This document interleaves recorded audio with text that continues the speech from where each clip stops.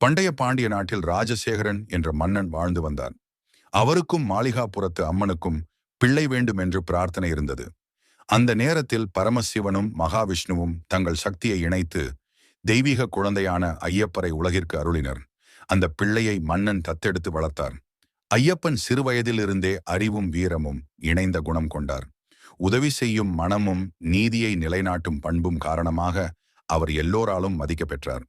ஒரு நாள் காட்டில் மகிஷாசுரன் உருவம் கொண்ட புலி அரக்கமாக தோன்றியது. அதை அடக்க யார் முடியும் என்று அமைச்சர்கள் கேள்வி எழுப்பிய போது இன்னும் பாலகனாக இருந்த ஐயப்பன் தைரியமாக அந்த காட்டுக்குச் சென்றார். அங்கு அந்த புலியை அடக்கி அதையே வாகனமாக கொண்டு அரண்மனைக்கு திரும்பினார். இந்த அதிசயத்தை கண்டு ராஜசேகர மன்னன் அவரின் தெய்வீகத்தை கண்டு வியந்தார். பின்னர் ஐயப்பன் சபரிமலைக்கு சென்று கடும் தவம் செய்தார். இன்று வரை கோடிக்கணக்கான பக்தர்கள் அன்பும் நம்பிக்கையும் கொண்டு சுவாமியே சரணம் ஐயப்பா என்று ஜெபித்து அவர் தரிசனம் செய்கின்றனர்.